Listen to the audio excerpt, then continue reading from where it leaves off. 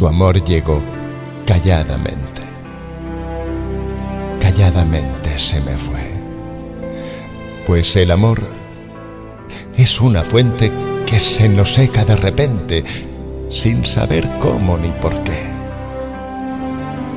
Amor de un beso que se olvida y de un suspiro que se va. Amor de paso en nuestra vida, pues se le da la bienvenida cuando tal vez se aleja ya. Así tu amor fue como el mío, mujer de un claro atardecer, amor que pasa como un río, sin estancarse en el hastío ni repetirse en el placer. Amor feliz que da sin tasa, pues solo pide a cambio amor. Amor que deja cuando pasa, no la ceniza de una brasa, sino el perfume de una flor. Amor que al irse no está ausente, amor sin dudas y sin fe, como este amor intrascendente que, si llegó calladamente, calladamente se fue.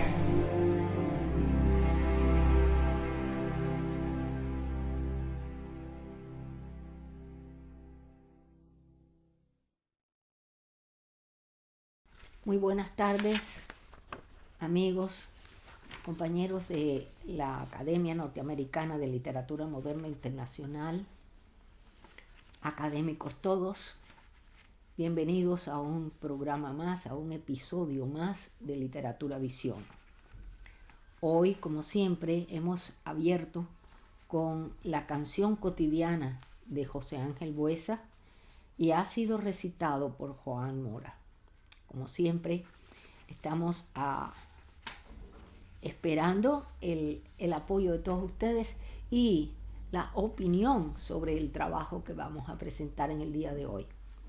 Bien, sin más preámbulo, voy a comenzar con nuestro seminario.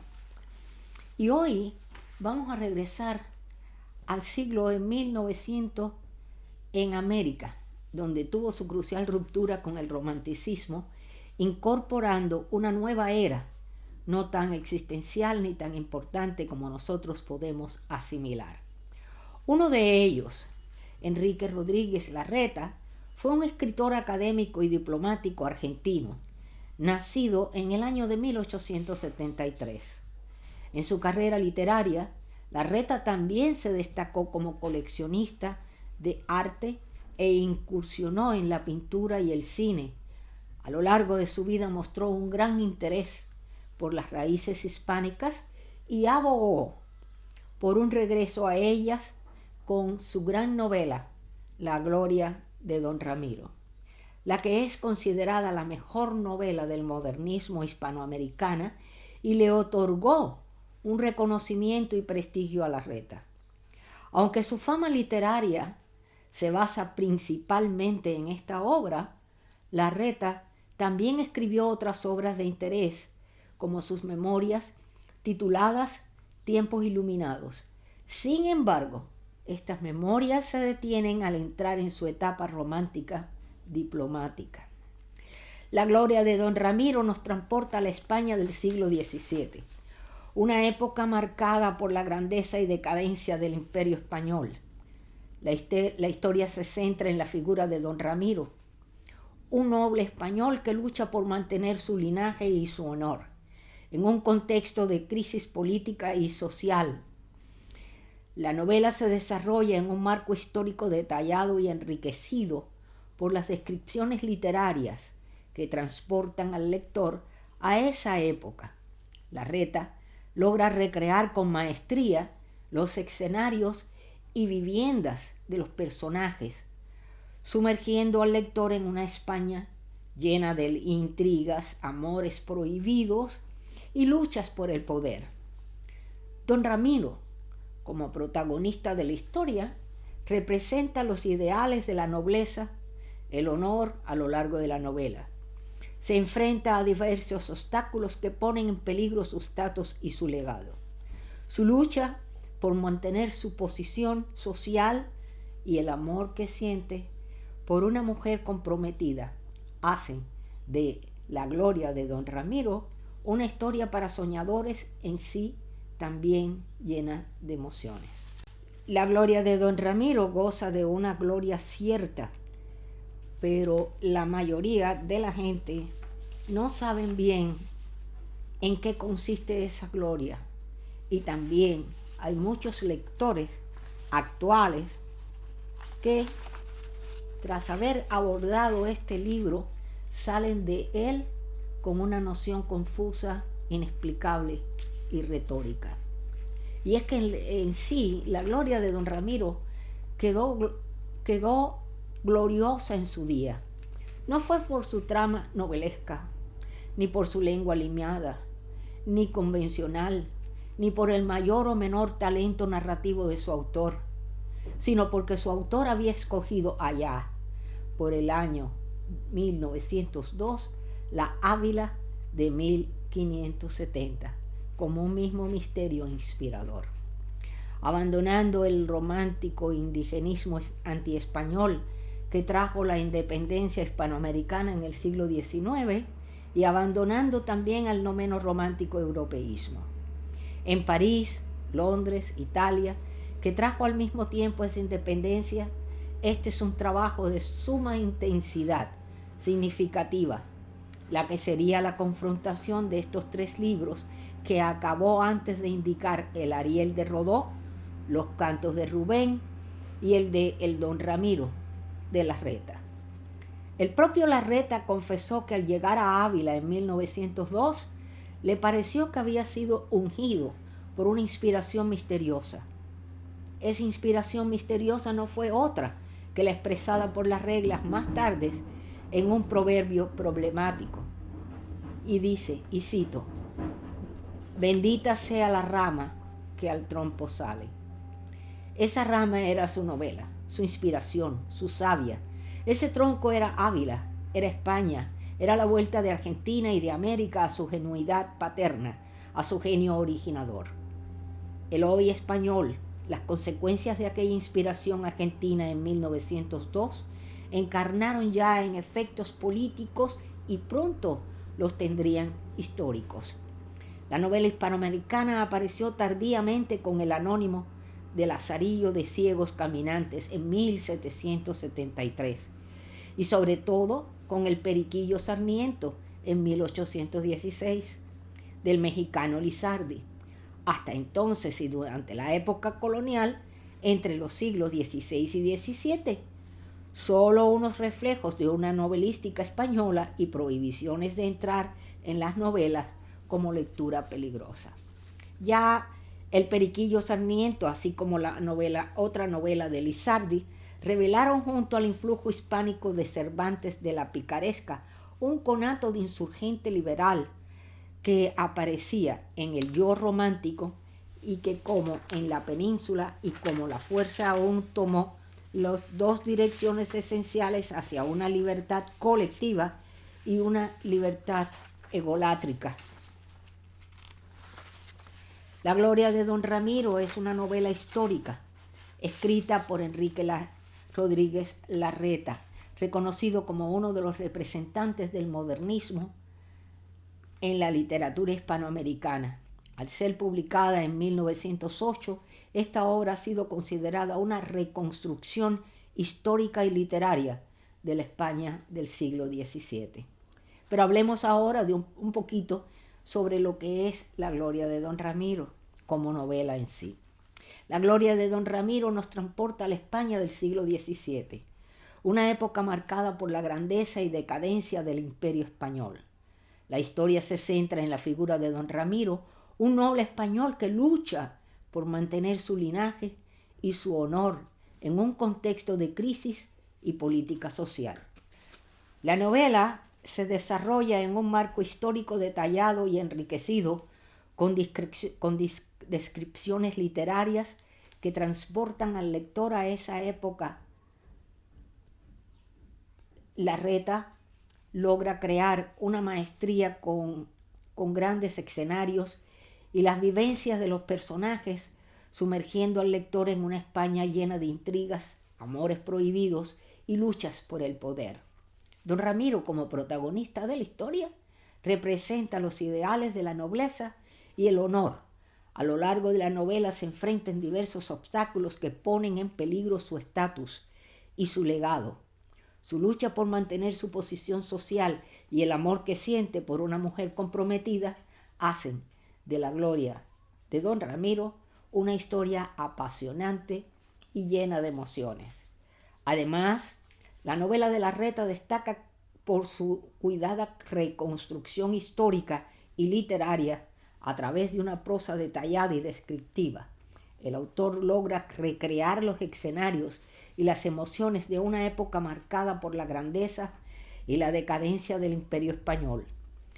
La gloria de Don Ramiro también es una obra que aborda temas universales como el amor, el honor y la lucha por mantener la identidad y el legado.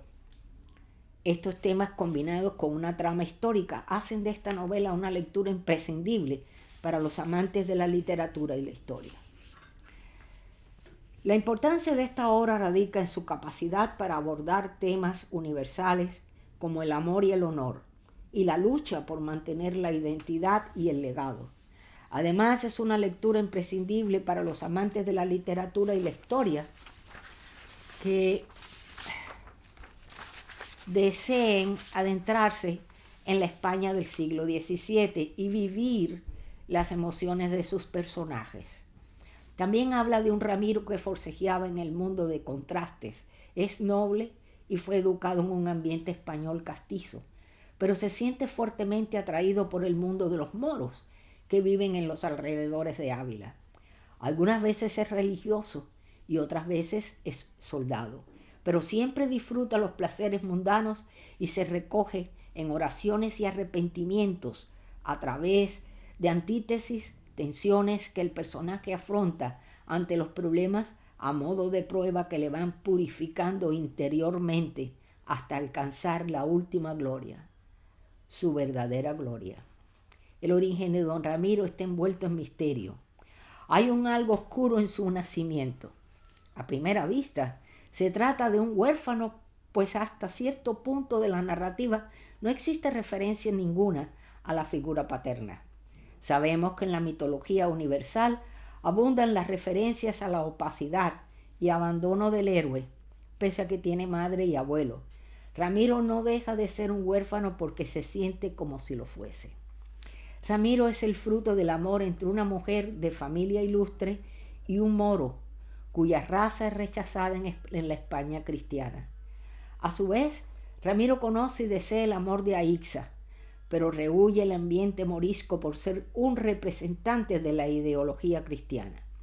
Por un lado, el personaje dice no a los placeres mundanos para conservar la integridad de su ser, pero por otro, dice sí, traicionando su ascendencia noble, demostrando debilidad, matándose desde el punto de vista de su cultura, pero respondiendo a las necesidades vitales de su ser, en el cual se debate entre las dos ansias por tratarse de un héroe que es un ser proyectado para la muerte, de la cual renace para la vida desde la gloria. La narrativa se orientará hacia esa dirección. El afán diverso de la vida invadió bruscamente su espíritu. Además, las fieras murallas le hablaron en un lenguaje legendario y heroico, y los templos con sus graves sepulcros le dijeron las glorias del hombre y el orgullo de los linajes. En conflicto que notamos en Ramiro es esa alma atormentada que busca la gloria al mismo tiempo que lucha por un ideal.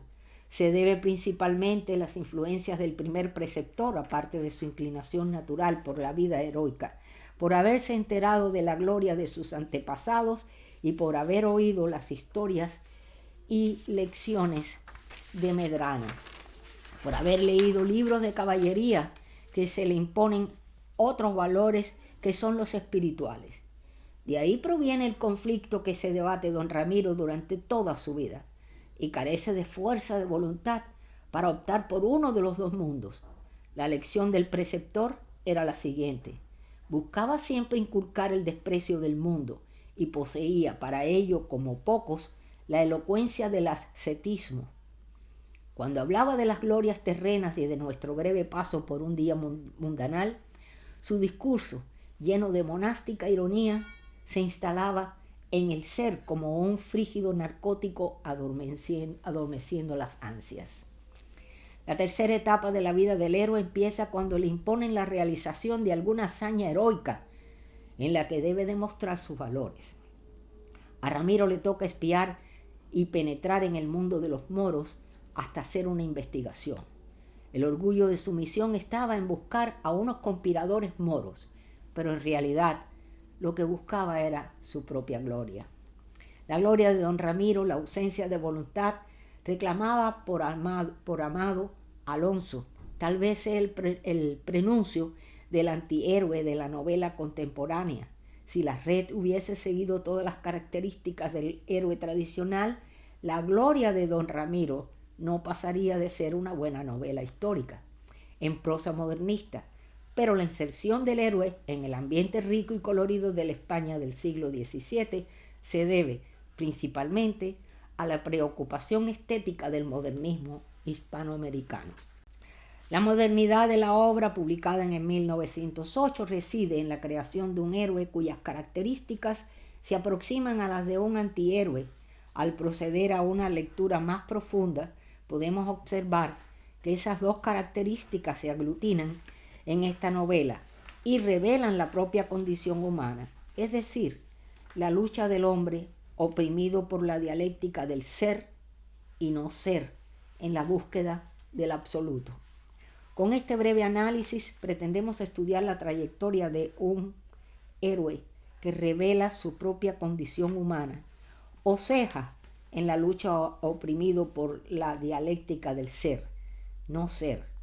Una paradoja extraña que nos adentra en la intimidad del personaje y de una forma maravillosamente descrita por su autor. Espero que este tema les haya gustado y seguimos con nuestro programa en el día de hoy, trayendo como siempre a nuestro queridísimo Luis Alberto Ambrogio, que nos habla en el día de hoy del libro de Federico García Lorca y un prólogo que él hace hacia este libro. Vamos a escucharlo. Adelante, doctor. Buenas tardes, doctor. ¿Cómo se encuentra en este día? Rosalía. ¿Cómo se encuentra? Muy bien, gracias a Dios. Qué bueno, qué bueno. Bueno, pues no le voy a quitar ni un solo segundo. Le voy a dejar el micrófono abierto para que nos cuente cuál es el tema que nos trae en el día de hoy, cómo lo va a desarrollar y cuáles son las novedades en la temática de hoy. Adelante. Muy bien. Bueno, hoy día voy a dedicarme a hablar del libro, digamos, icónico de Federico García Lorca, que es El romancero gitano. Y voy a basar mi charla en el prólogo que hice, tuve el honor de hacerlo porque me lo pidió la gente que lo iba a publicar aquí en Estados Unidos en la colección Libro en Mano. Y entonces esto es lo que voy a decir, porque realmente es un libro fascinante.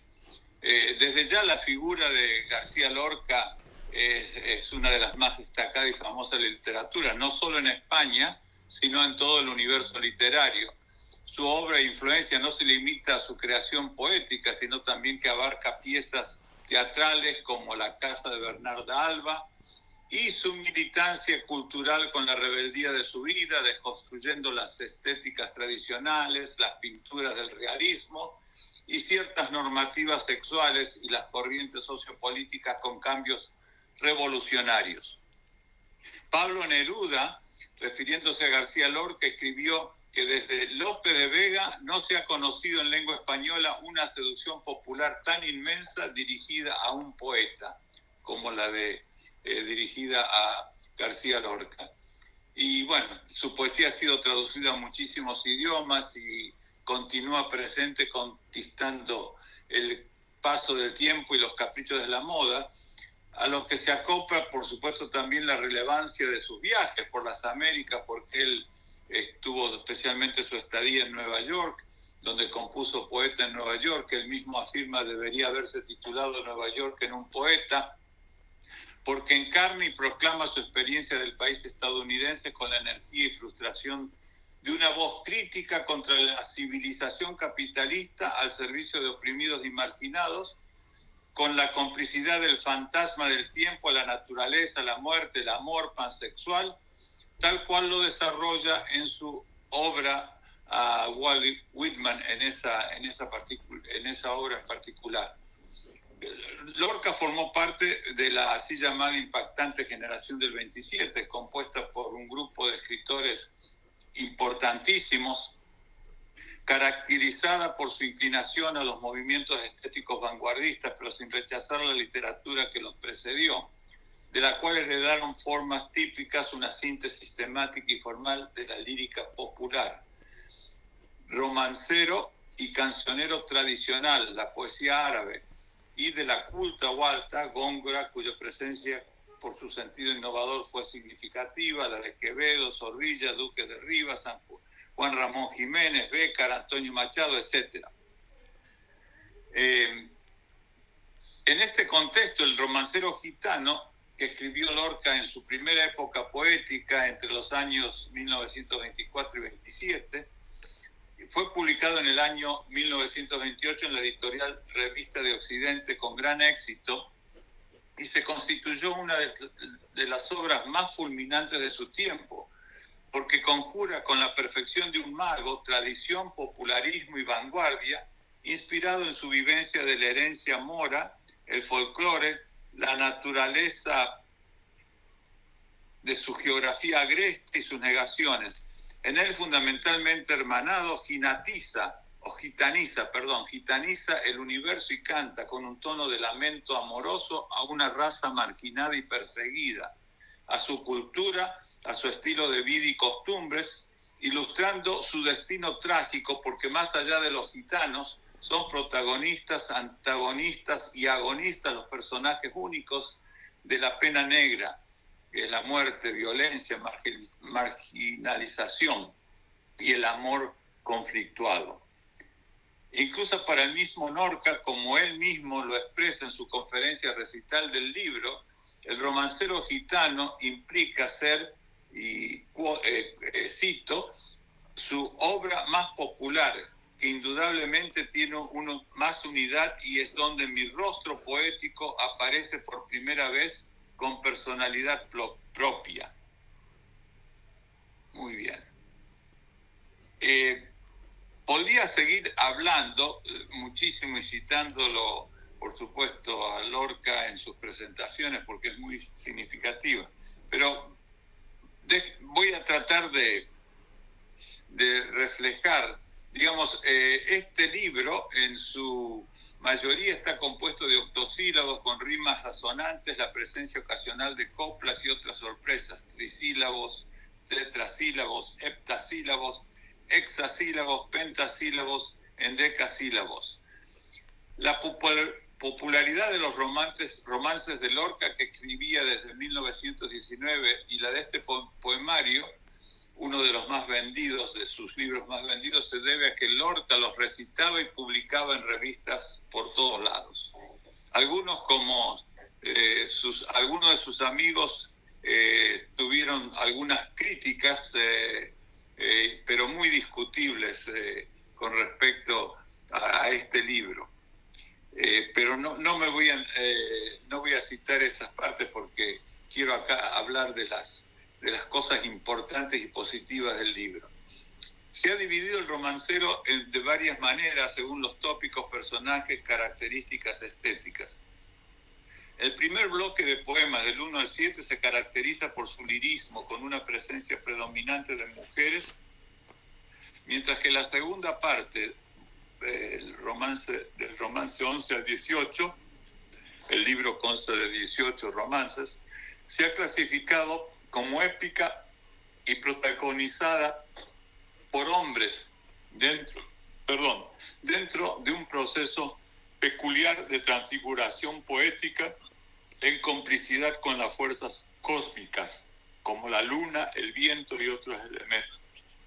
En el medio, los romances 9 y 10, aparecen 3 de los arcángeles míticos gitanos que, en palabras del mismo Lorca, expresan las 3 grandes Andalucías: San Miguel, rey del aire que vuela sobre Granada; San Rafael, arcángel peregrino que vive en la Biblia, en el Corán y pesca en el río de Córdoba; y San Gabriel, arcángel anunciador que planta siempre vivas en el cielo de Sevilla.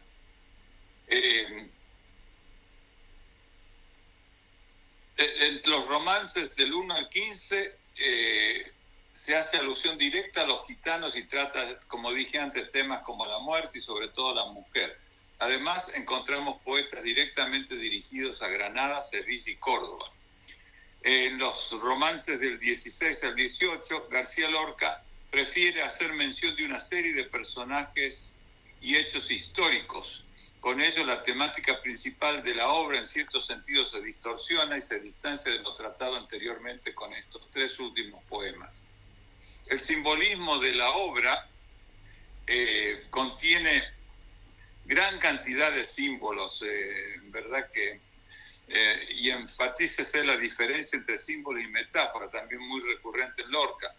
Los principales símbolos que podemos ver junto a sus significados son metales, habla de cuchillos, yunques, anillos, la vida de los gitanos y la muerte, especialmente si los metales están oxidados o herrumbrosos, aire o viento, el erotismo masculino, color verde, la muerte, espejo, el hogar y la vida sedentaria, agua, algo en movimiento, la vida, caballo, la pasión desenfrenada que conduce a la muerte, luna, que es el más utilizado por Lorca, aparece 38 veces.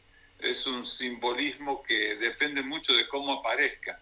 Si es roja, significa muerte; dolorosa, si es negra o redonda, simplemente muerte; grande significa esperanza; en puntas tiene connotación erótica.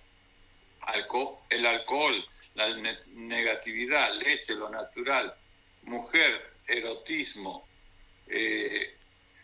color negro, la muerte; color blanco, la vida, la luz; rosa, la sangre. Bueno, estos son algunos de los símbolos de la obra que vale la pena destacar.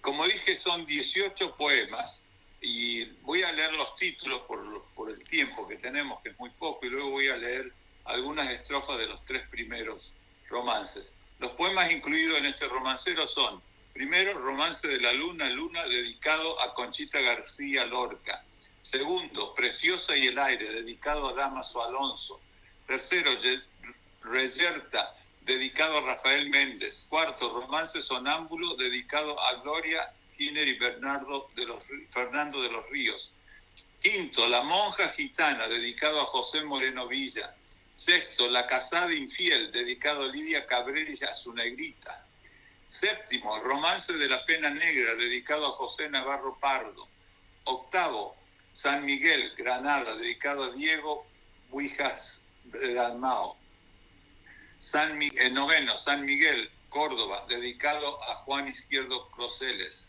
décimo, San Gabriel, Sevilla, dedicado a don Agustín Viñuales; 11, Prendimiento de Antoñito Camborio en el camino a Sevilla, dedicado a Margarita Chirgu; 12, Muerte de Antoñito el Camborio, dedicado a José Antonio Rubio Sacristán; 13, Muerto de amor, dedicado a Margarita Manso; 14, Romance del emplazado, dedicado a Emilio Aldren; 15, Romance de la Guardia Civil Española, dedicado a Juan Guerrero, cónsul general de la poesía.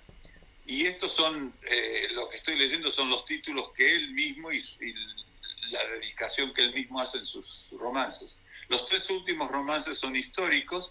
El número 16 es Martirio de Santa Eulalia, dedicado a Rafael Martínez Nadal; 17, Burla de Don Pedro a caballo, romance con lagunas, dedicado a Jen Casau; y 18, Tamar y Amón, dedicado a Alfonso García Valdecasas.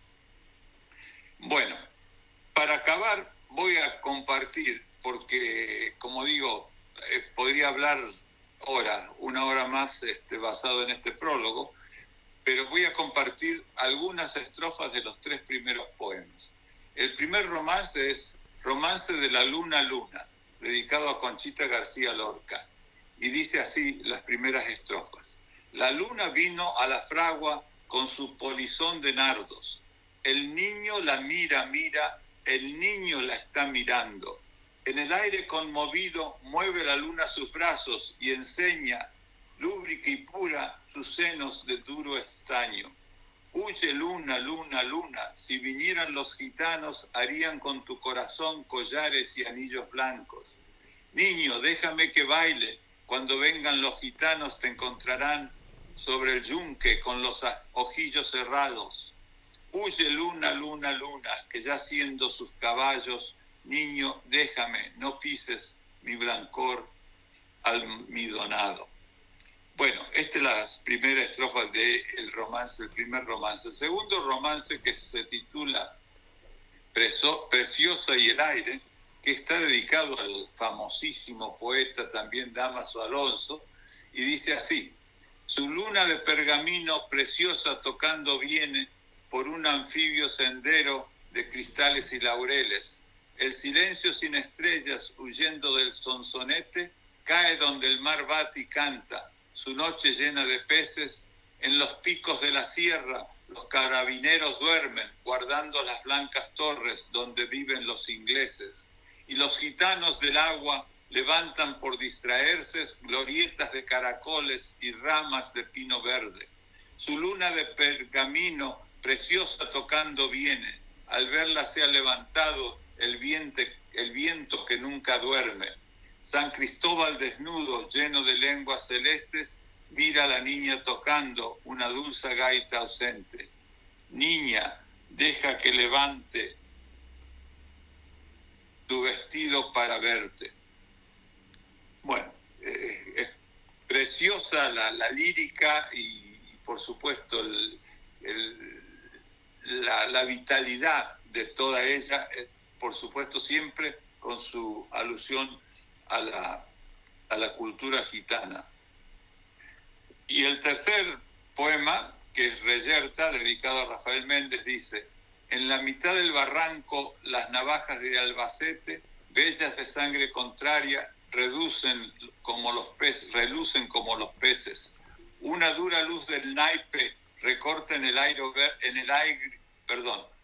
una dura luz de naipe recorta en el agrio verde caballos enfurecidos y perfiles de jinetes. En la copa de un olivo lloran 2 viejas mujeres. El toro de la Reyerta se sube por las paredes. Ángeles negros traían pañuelos y agua de nieve. Ángeles con grandes alas de navajas de Albacete. Juan Antonio, el de Montilla, rueda muerto la pendiente, tu cuerpo lleno de lirios y una granada en las sienes. Ahora monta cruz de fuego, carretera de la muerte. Y este poema finaliza con esta estrofa de este romance.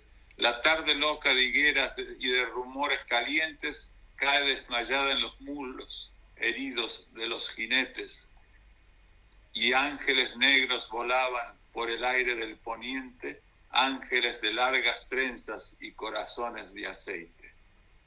Bueno, como vean, en estos poemas ya se hace una alusión directa a los gitanos y trata temas como la muerte y de la mujer, y por supuesto dirigido a algunos, a los otros, a Granada, Sevilla y Córdoba, ciudades típicas andaluzas.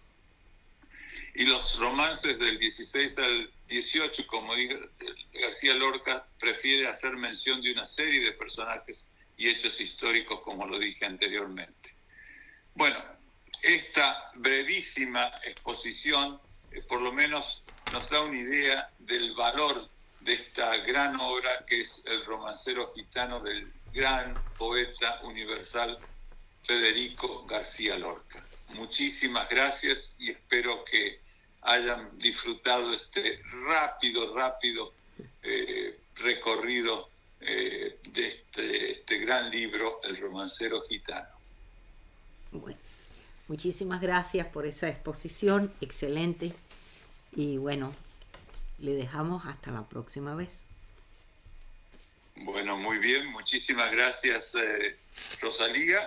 Y en la próxima vez voy a seguir tomando y me voy a dedicar a un libro en el que también hice una contribución importante, y son poetas que escribieron poesía en homenaje a García Lorca, para que vean, digamos, cómo ha vivido en todos nosotros, en la poesía, nuestra pasión poética hispana. Muchísimas gracias. Excelente, esperamos entonces con mucha emoción que llegue ese día. Gracias y muy buenas tardes. Muchas gracias. Hasta pronto. Ahora continuamos con María del Carmen Aranda desde Madrid, España. Y hoy nos trae en este ciclo que ella ha comenzado sobre las diferentes refranes, el perro del hortelano. Adelante, María del Carmen. Saludos desde Madrid, España. Les habla María del Carmen Aranda, vicepresidenta y coordinadora nacional del capítulo Reino de España. Anteriormente comenzamos con el primer dicho, que era la casa de Tócame Roque. Esa casa en la que cada uno hace lo que quiere, unos entran, salen, riñas, etc. Y hoy les voy a hablar de El perro del hortelano. No sé si han escuchado ustedes alguna vez cuando una persona ni te deja hacer ni hace, pues se dice, es como el perro del hortelano, que ni come ni deja comer. Pues hoy nos toca la cita del perro del hortelano, el porqué de los dichos del libro de José María Iribarren. Y comienza así. Parecerse al perro del hortelano, que ni come ni deja comer, dícese de aquellos que, no aprovechándose de las cosas, impiden al propio tiempo que otros se aprovechen de ellas. La Academia recoge el dicho en esta forma: el perro del hortelano, que ni come las berzas ni las deja comer. Rodríguez Marín, en su obra Cantos Populares Españoles, consigue esta versión, que es la más popularizada: el perro del hortelano ni come ni deja comer al amo. Veamos ahora lo que dicen los clásicos. Covarrubias, en su Tesoro, cita el proverbio: el perro del hortelano, que ni come las berzas ni las deja comer a otro. Y Correas incluye en su vocabulario de refranes estas 4 expresiones: el perro del hortelano, ni hambriento ni harto, no deja de ladrar. La segunda: el perro del hortelano, ni quiere las manzanas para sí ni para el amo. O el perro del hortelano, que ni come las berzas ni las deja comer al extraño. Y el último: el perro del hortelano, que no come las berzas ni quiere que otro coma de ellas. Lope de Vega, en 1618, en su comedia El perro del hortelano, dice así por boca de unos de sus personajes. Este personaje es Teodoro, y Teodoro era el secretario de la condesa Diana, que la condesa Diana no permitía que su secretario amase a otra mujer. Y dice así Teodoro: pierdo el sexo de ver que me está adorando y que me aborrece luego. No quiere que sea suyo ni de Marcela, y si dejo de mirarla, luego me busca para hallarme algún enredo. No dudes, naturalmente es del perro del hortelano, no come ni comer deja, ni está fuera ni está dentro. La expresión que comentamos no es exclusiva de España. Según el escritor francés Carlos Rozan, se ha usado mucho en el país vecino. Aparece en una comedia de Molière, pero señora, dice Morón a la princesa de Elida, Si él os amase, vos no le querríais, y sin embargo no queréis que sea de otra.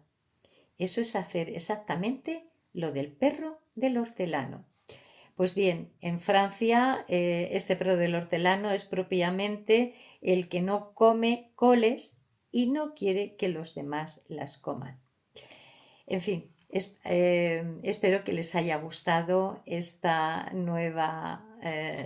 nuevo dicho que solemos decir aquí en España. Saludos para todos y que tengan un buen día. Continuamos y ahora en esta ocasión nos vamos a la Florida, aquí en los Estados Unidos, en Miami, con nuestra querida profesora Olga Muñoz, que nos trae el segmento Aprendiendo nuestro idioma. Adelante, Olga. Muy buenas tardes a todos los seguidores de Literatura Visión.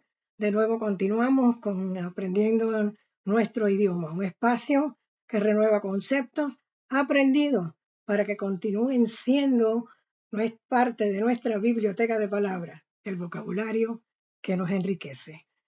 Hoy hablaremos de las parónimas, partiendo de su concepto. Los parónimos son aquellas palabras que comparten una relación de semejanza fonética, o sea, de sonido, pero que poseen significados y etimologías distintas. Dicho de otro modo, las palabras parónimas son aquellas que suenan parecido, pero no guardan relación entre sí. Para distinguirlo tenemos que verlo en el contexto. Por ejemplo, la preposición a, llegó tarde a clases. Se usa porque está indicando dirección. Ah, interjección. Ah, se me olvidó decirte que estaban aquí. En fin, esa A va entre signos de exclamación y seguida de una H, porque es una interjección. Y la otra A es de auxiliar del verbo haber, el presente de indicativo, cuando decimos, ese actor ha hecho un excelente trabajo. Ha hecho, ha dicho, ha expresado. Un verbo auxiliar haber. Este tipo de relación semántica, conocido como paronimia o paronomasia, puede consistir en una semejanza de acentuación, de morfología de las palabras o de ambas cosas. Puede inducir al error ortográfico o puede formar parte de estrategias lúdicas o estilísticas del juego de palabras, la poesía o el albur, dado que a menudo permite cifrar mediante la semejanza un mensaje en lo dicho. En relación a la fonética, la semejanza que tienen es el mismo, un sonido parecido, a veces cambiando solo una letra. Cambia totalmente la sílaba. Por ejemplo, adaptar, que es acomodarse o ajustarse, y adoptar, que es asumir. Prever, que es anticipar, y proveer, que es facilitar o abastecer. Abeja, insecto que produce cera y miel, y oveja, ganado ovino. O sea, que son diametralmente opuestas o radicalmente únicas en sentido propio. Vos y vos, con S, con Z. ¿Vos irás a la fiesta? Pregunta. Solo faltás vos. Vos es un pronombre de segunda persona singular utilizado principalmente en el cono sur, Argentina, Paraguay, Uruguay y partes de Centroamérica, para el trato informal sustituyendo al tú. Su uso implica máxima familiaridad y confianza, marcando una diferencia con el tú de confianza intermedia o el usted de respeto. Se define como la forma pronominal del voceo, fenómeno lingüístico que emplea el pronombre vos y sus conjugaciones verbales específicas. Vos tenés, vos querés. Proviene del latín vos, plural, a partir del siglo IV, que se utilizó para dirigirse a los emperadores romanos en una fórmula de respeto, costumbre que se mantuvo en el español antiguo.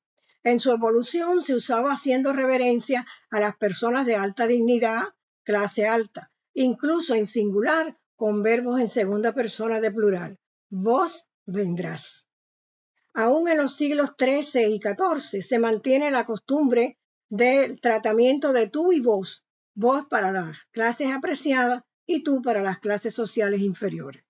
En el siglo XV, para distinguir las diferencias de clase y evitar el resquebrajamiento de ser tratados entre iguales, surge vuestra merced, como aparece en los clásicos del siglo de oro, el Quijote entre ellos. Vos termina desapareciendo y comienza usted como pronombre de cortesía y respeto del hablante y tú un tanto familiar. En el uso del español, en el voceo americano no se suelen usar los correlativos clásicos os o vuestro. En algunas zonas puede tener un uso coloquial o vulgar, pero generalmente es aceptado como una variante dialectal estándar. Se puede escuchar mucho en la religión cuando se dice tu paz os doy, tu la paz os dejo. Y en himnos, como en cualquier estrofa de un himno, pero en este caso el himno nacional cubano que dice combate corréis, vaya meses, que la patria os contempla orgulloso.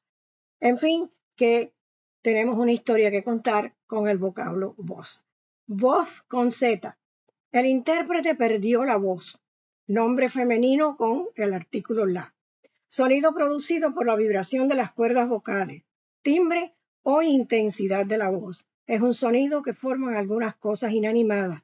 Un grito, una voz fuerte y alta. Palabra o vocablo, sonidos guturales de los animales. Dicen que los instrumentos musicales tienen su propia voz. Resumiendo, palabras parónimas son aquellas que se parecen en su escritura y pronunciación, suenan parecido, pero tienen significados diferentes, a menudo con un error común por su similitud. Vaca y vaca. Vaca se refiere al ganado vacuno, a la hembra que es la vaca lechera. Y vaca es un portaequipaje encima de los coches. Si bien muchos parónimos pueden ser homónimos, no se trata de exactamente lo mismo. Los homónimos son las palabras que comparten igual sonido, que se le llama homófono, o comparte su grafía como homógrafos. Se trata de una convergencia de formas y no de un tipo de polisemia o multiplicidad de sentidos de una misma palabra. A pesar de su parecido, cada palabra tiene un sentido único. Así terminamos hoy aprendiendo nuestro idioma, porque siempre aprendemos algo. Concluyo con esta frase popular en referencia a los parónimos. El que se casa, casa quiere. Muchas gracias. Hoy queremos presentar un pequeño video, porque en días pasados nuestra coordinadora nacional de España, María del Carmen Aranda, fue unos días a Bombay, pasó unos días allí en Bombay, conociendo varios círculos sociales, diferentes historias. En ese trayecto ella conoce varias escuelas, visita varias escuelas y tuvo la oportunidad de compartir con una de las escuelas más interesantes que hay allí en Mumbai. Desde allá nos envían un pequeño video que quisiera compartir con ustedes en este día, porque ellos fueron muy amables, nos envían un saludo a la academia, conocen de lo que es la trayectoria de nuestra academia norteamericana y se han sentido muy atraídos hacia el trabajo que hacemos y lo que exportamos dentro del idioma español. Adelante, corre video, quiero ver y quiero presentarles a ustedes a la escuela de Mumbai. Adelante. Gracias a nuestra coordinadora, la señora Sita Kapoor, para traernos la oportunidad de interactuar con ustedes. También a nuestra profesora de español, por supuesto, la señorita Netra Ramakantan, y a la doctora Deepika, por haber hecho que la sesión sea comprensible para todos nosotros. Espero que todas hayan disfrutado la sesión, que tengan un buen día. Gracias. Muchas gracias. students will be writing. All of you can participate as well. Okay? Can you read? Yes. ¿Qué significa saludar? Salud. Muy bien.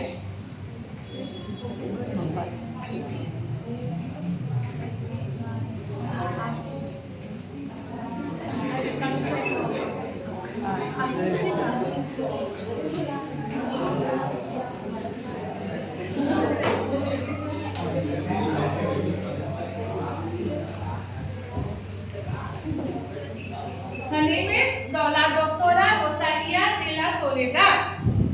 Okay?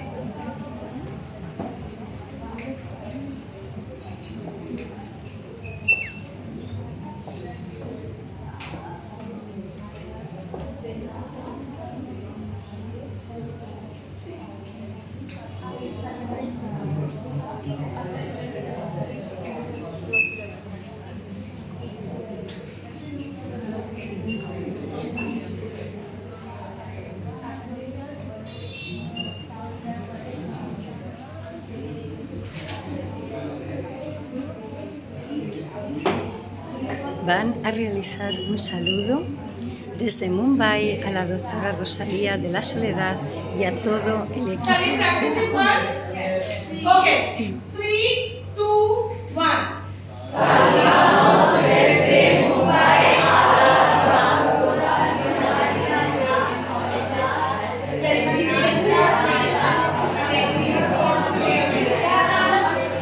De literatura moderna internacional. Are we ready? Yes.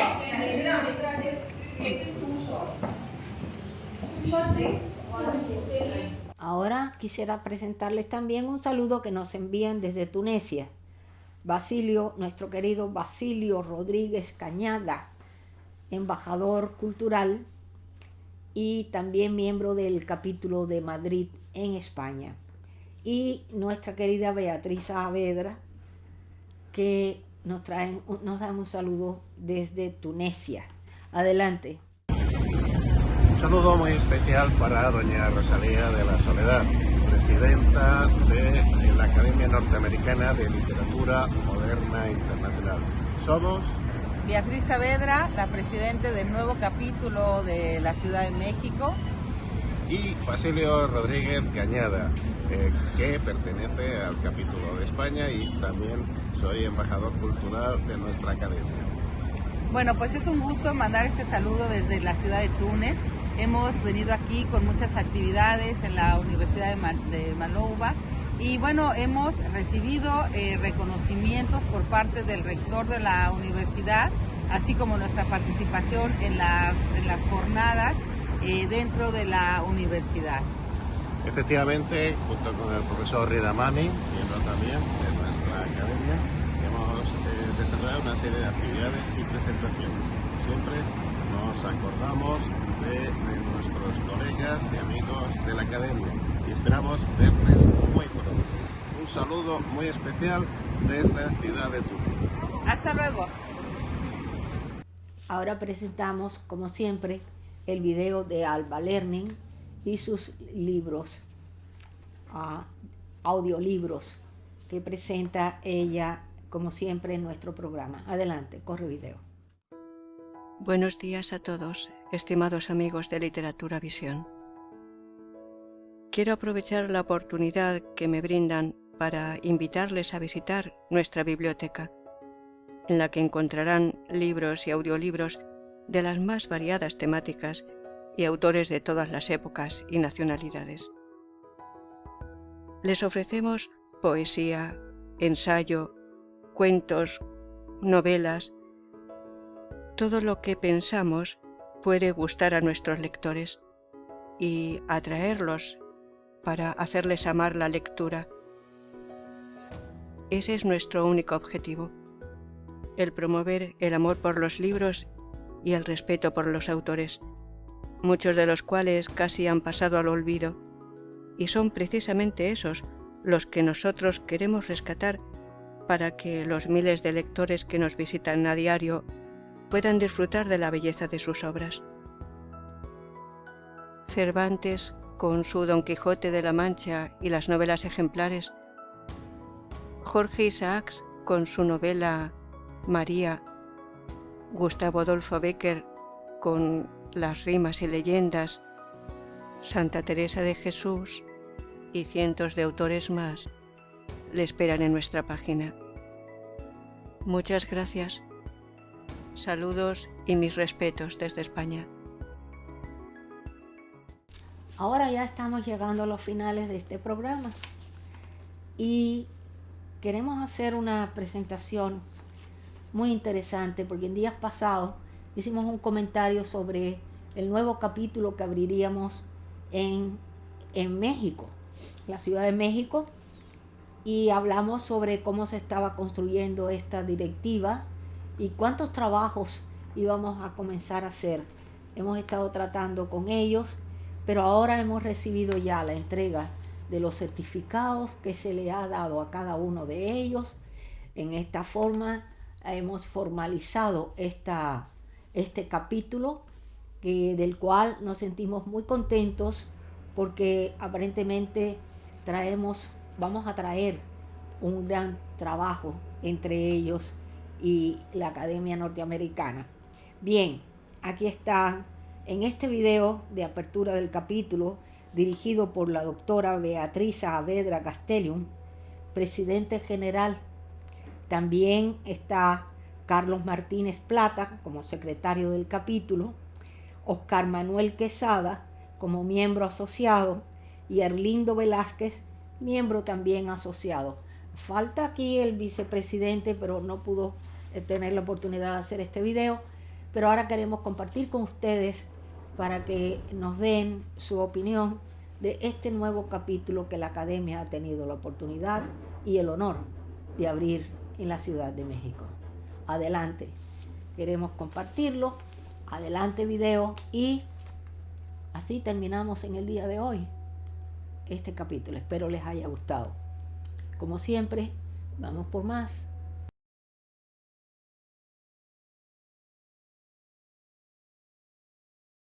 Hola, ¿qué tal? Muy buenas tardes. Quiero comenzar expresando mi más profundo agradecimiento a la Academia Norteamericana de Literatura Moderna Internacional y de manera muy especial a su presidente, fundadora, la doctora Rosalía de la Soledad, por la confianza que hoy depositan en mí a nombrarme presidente del capítulo México de esta distinguida academia. Asumo esta responsabilidad con honor, con gratitud y con plena conciencia del compromiso que implica servir a la literatura y a la lengua española desde una institución de alcance internacional. Ese nombramiento reconoce una trayectoria dedicada a la creación literaria, al pensamiento crítico, a la labor académica y cultural, así como a la defensa constante de la literatura como un espacio de reflexión, de identidad, pero también de diálogo entre las naciones. Más que una distinción personal, lo recibo como un reconocimiento al trabajo colectivo de quienes creemos en la palabra como una forma de conocimiento y de encuentro de los seres humanos. La Academia Norteamericana de Literatura Moderna e Internacional es una organización con presencia global que se extiende desde Europa hasta Estados Unidos, América Latina y el Cono Sur. Su misión es fomentar el estudio y la difusión de la literatura universal, con especial énfasis en la literatura hispanoamericana, la prosa poética, la narrativa y la preservación de la lengua, evento que la convierte en un espacio fundamental para el diálogo cultural contemporáneo. Me honra también presentar a la mesa directiva de este capítulo mexicano, integrada por los escritores César Rodríguez Díez, Carlos Martínez Plata, Oscar Manuel Quesada y José Velázquez, quienes me acompañarán en esta nueva etapa con su experiencia, con su compromiso y con su convicción literaria. Trabajaremos de manera conjunta para fortalecer la actividad cultural, impulsar el intercambio académico y proyectar la literatura mexicana en el ámbito internacional. Hoy iniciamos este camino con la certeza de que la literatura sigue siendo un acto de sentido, de memoria y de futuro, y con la convicción que desde México la palabra continuará dialogando con el mundo. Hablar de la literatura mexicana es hablar de una tradición que nace con la palabra ritual y se prolonga en la conciencia crítica de una nación moderna, desde los cantos originarios que preservaron la memoria del mundo hasta la escritura moderna que interroga la identidad, nuestra identidad como mexicanos. La literatura mexicana ha sido un espacio de revelación, un espacio de resistencia y pensamiento. En ella, la palabra ha sido mucho más que un ornamento, ha sido un acto fundacional, una forma de nombrar lo real y de imaginar lo posible. México ha hecho de la literatura una casa abierta, un territorio donde confluyen la historia, el mito, el exilio, la lengua y el silencio. La escritura ha acompañado nuestras transformaciones sociales, ha dado voz a las heridas colectivas y ha preservado aquello que no podía ser dicho de otro modo. Por ello, asumir la presidencia del capítulo México en la Academia Norteamericana de Literatura Moderna Internacional implica reconocer que la literatura es más que solo una herencia, es una responsabilidad viva, una tarea continua que debe ser renovada cada día. Nuestra tradición literaria se ha edificado gracias a escritoras y escritores que han hecho de la palabra una forma de conciencia. Sor Juana Inés de la Cruz, con obras como Primero Sueño y Respuesta a Sor Filotea de la Cruz, inauguró en México una escritura donde la poesía se convierte en pensamiento y el conocimiento en acto de libertad. Su obra, además de fundar la literatura mexicana moderna, establece un diálogo temprano entre razón, fe y crítica. Este diálogo que sigue siendo interpelado aún en nuestro presente. Otro de los escritores pilares de la literatura mexicana es Alfonso Reyes, quien en ensayos como Visión de Anáhuac, El Deslinde y La Experiencia Literaria, concibió la literatura como una forma de conocimiento integral capaz de articular historia, lenguaje e identidad. Su escritura ofreció a México una conciencia universal sin renunciar a lo propio y situó a la cultura mexicana en conversación y en diálogo con el mundo. En la poesía y el ensayo podemos mencionar también al gran escritor Octavio Paz, premio Nobel, especialmente en sus textos como El laberinto de la soledad o Piedra del Sol. La palabra se vuelve una exploración del tiempo, del eros, de la soledad histórica del mexicano, convirtiendo la literatura en un espacio de autoconocimiento colectivo. Otro de nuestros pilares es Juan Rulfo, con sus libros El llano en llamas o Pedro Páramo. Él llevó a la narrativa mexicana a una dimensión esencial: el silencio, la muerte y la memoria como territorios del lenguaje. Su obra defendió la relación entre voz, entre paisaje, entre la desolación, le dio voz a los muertos, al polvo. Es uno de los grandes escritores mexicanos. Podría ahondar muchísimo en este escritor, pero bueno, quiero también mencionar a Rosario Castellanos en textos como Balún Canán, Oficio de Tinieblas o Mujer que sabe latín. Ella introdujo una mirada ética sobre la condición femenina, la otredad y la injusticia social. En ella la palabra es pensamiento crítico y un acto de responsabilidad. mucho que decir sobre Rosario Castellanos, pero también mucho que decir sobre Elena Garro, con su libro Los recuerdos del porvenir, que es una joya de la literatura mundial. Elena Garro desarticuló las nociones lineales del tiempo y reveló las fisuras de la historia y la memoria colectivas, mientras que Carlos Fuentes, en su región más transparente o en Terra Nostra, construyó una narrativa total que interrogó la identidad, el poder y la modernidad mexicana. Junto a estas voces, la poesía mexicana encontró también eco en Efraín Huerta, en Jaime Sabines, en José Emilio Pacheco, Inés Arredondo, la gran cuentista mexicana. Estas distintas formas de asumir el lenguaje como experiencia vital y memoria crítica. Es imprescindible reconocer también la presencia dentro de la poesía mexicana a Nahui Olin, cuya poesía es inmensa. Habría que acercarnos a ella. En sus libros Óptica Cerebral o Energía Cósmica, ella rompió con los cánones morales y estéticos de su época. Una mujer totalmente adelantada de su época. Su escritura, que está marcada por el cuerpo, el deseo y la libertad, introducen en México esa poética de la afirmación vital y del pensamiento femenino sin concesiones. La obra de Aurora Reyes, esta poeta y nuestra primera muralista mexicana, que convierte la palabra en un gesto político o en una conciencia social. Podría seguir hablando de muchísimos escritores, también como Griselda Álvarez, con su letanía erótica por la paz o Cementerio de pájaros, que son grandes voces, diversas en estilo y tiempo, y que han fundado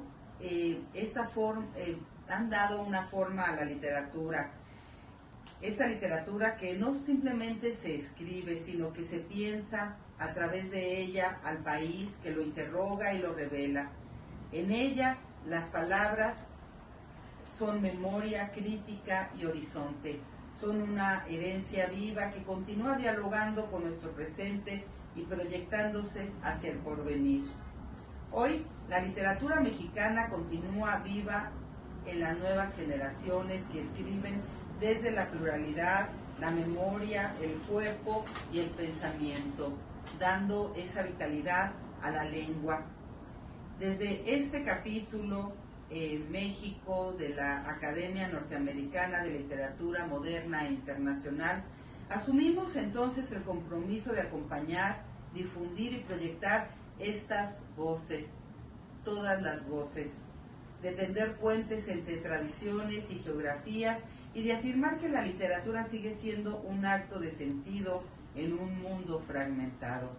La academia es ante todo un espacio de encuentro donde la palabra se reconoce como patrimonio común y como posibilidad de diálogo entre culturas.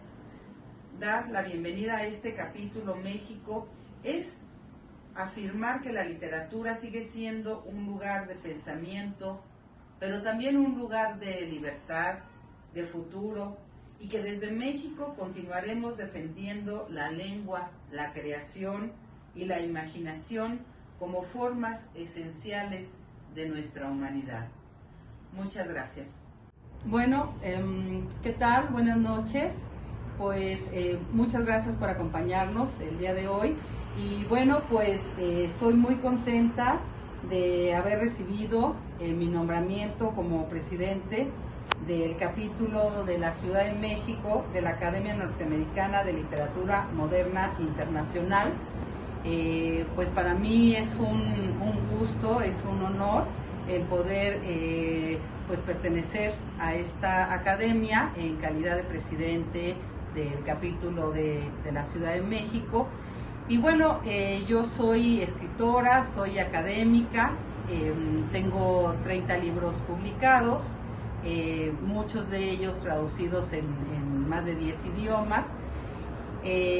Además, coordino varios ciclos de conferencias, ciclos literarios, tanto en la Capilla Alfonsina, en el Museo de la Mujer, en la Academia Nacional de Historia y Geografía, soy directora del Centro de Estudios sobre la Mujer, también en el Ateneo Español de México, y bueno, soy miembro de la Federación Mexicana de Universitarias de la UNAM, y bueno, pues para mí es un gusto el poder compartir la literatura, y así quiero hacerlo también para esta academia que tiene pues un gran prestigio, la Academia Norteamericana de Literatura Moderna Internacional. Y bueno, en mi calidad de presidente quiero otorgar pues los nombramientos a mi mesa directiva. Primeramente quiero otorgar el nombramiento al maestro Carlos Martínez Plata como secretario del capítulo de la Ciudad de México, pedirle unas breves palabras y si puede pues decirnos un poco su quehacer literario. Bienvenido, maestro. Pues es un honor poder participar en este movimiento que es reconocido por crear espacios que dignifiquen las letras contemporáneas. Pero tratándose de esta filial México, bajo su coordinación, estamos seguros que vamos a cumplir con lo estipulado y con los proyectos de esta gran comunidad literaria. De mi parte, pues, será un esfuerzo en su máxima dimensión poder, pues, contribuir con trabajo propio y con trabajo de investigación, de difusión, que honren a las letras contemporáneas en este nivel de Norteamérica, que sabemos que su inquietud no solo es en este ámbito, sino que está dentro de un contexto universal. Y bueno, pues aparte de la obra propia, que son alrededor de 30 libros en temas diversos, como es investigación, como es historia, como es biografía, como es la poesía, como es los cuentos, la narrativa, también la novela y el teatro. Y de manera específica con los estudios de la mujer, con lo cual tengo el gusto y el honor de acompañar en estos trabajos a Beatriz Saavedra. Así que me integro pues con mucho ánimo y estamos seguros que este grupo que ahora se integra y quienes habrán de incorporarse a este movimiento, pues cumplirá con los propósitos que esta mesa directiva se ha propuesto. Gracias y estamos aquí. Bienvenido maestro Carlos Martínez Plata. Y bueno, quiero también otorgar el nombramiento como miembro asociado de la mesa directiva del capítulo de la Ciudad de México al maestro Oscar Manuel Quesada. Bienvenido, querido maestro. Pues aquí está su nombramiento y si gusta decirnos algunas palabras. Muchas gracias. Pues muchas gracias, Beatriz, por la invitación y bueno, pues también a la Academia Norteamericana de Literatura Moderna, Moderna Internacional, pues muchas gracias por esta distinción, ¿no?, de pertenecer al capítulo correspondiente a lo que es la Ciudad de México. Y pues nada, es un compromiso más, un compromiso que lo tomamos como tal, como todos los que tomamos en este sentido, sobre todo en proyectos de difundir, de difundir la obra, no solo de los que estamos más bien en la mesa, sino yo creo que el compromiso aún más grande es precisamente difundir la obra de tantos grandes escritores, escritoras, poetas de aquí de pues lo que nos corresponde, ¿no?, de la Ciudad de México, pero pues vamos a abarcar, yo pensaría, todo México para hacer esta difusión. Y pues para mí me honra mucho. Yo soy Oscar Manuel Quesada, tengo alrededor de 12 libros publicados entre narrativa, poesía y es un honor, como lo dije en un principio, y yo siempre he dicho que escribo porque de niño tuve tiempo para imaginar, ¿no? Hoy cuando uno observa esta parte que les toca vivir hoy a las nuevas generaciones, donde prácticamente se pierden de estas bellezas, como lo estábamos comentando hace un momento, de observar la belleza de la luz, de un atardecer, y ahora están inmersos, prácticamente metidos en esta parte pues de lo digital, ¿no?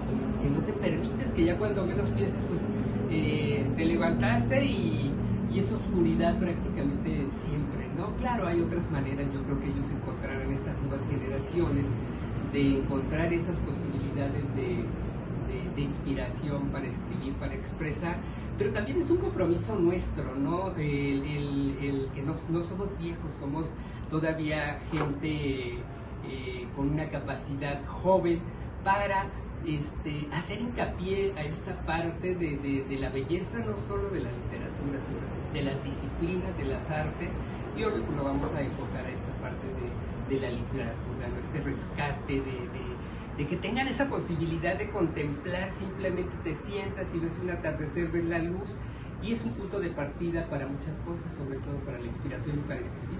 Pues muchísimas gracias a la Academia Norteamericana de Literatura Moderna Internacional. Pues yo ahora vivo en Coyoacán, y me dedico todos los días a observar. A mí me encanta caminar, lo platicábamos hace un momento. Yo amo Coyoacán y le encuentro mucha similitud a mi pueblo de origen, que es un pueblo también pintoresco, muy pequeño, que es el Verde Concordia, muy cerca de Mazatlán. Entonces yo no sentí tanto este traslado cuando llego aquí a Coyoacán, y de tantas cosas que estábamos hablando ahora, de la belleza de la obra, de la sencillez de Juan Rulfo, que nos compartían, y esa primera llegada que por cierto mañana es aniversario, un día como el de mañana yo llegué aquí a la Ciudad de México, y la primera tarde que me encuentro a una figura muy importante de la literatura, que fue Carlos Monsiváis, en un café extinto que el Parnaso. Entonces qué bonito, sí, ¿no? El Parnaso. Entonces, pues muchas gracias. Pues Muchas bienvenido, gracias. bienvenido maestro. Bueno, pues con esto inauguramos ya el capítulo de México de la Academia Norteamericana de Literatura Moderna Internacional, y bueno, pues con esto iniciamos nuestras actividades dentro de la Academia. Bienvenidas, bienvenidos todos, y muchas gracias pues por acompañarnos el día de hoy.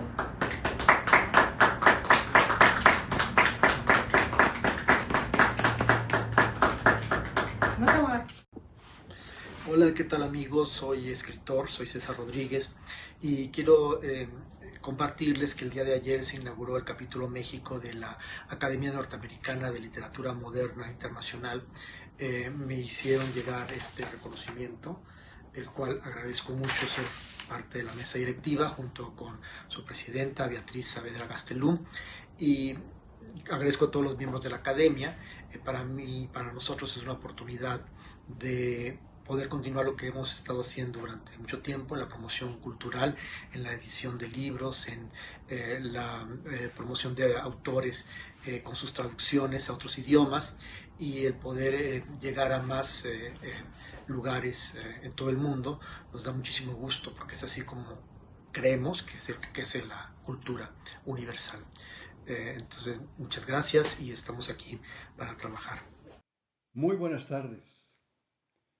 A través de este video, deseo agradecer profundamente a la Academia Norteamericana de Literatura Moderna Internacional, que dignamente preside y dirige la doctora Rosa Lía de la Soledad, quien, a través de la doctora, escritora, poeta e ensayista mexicana Beatriz Saavedra Gastelum, me ha honrado y distinguido al nombrarme como miembro asociado de tan distinguida y honorable institución.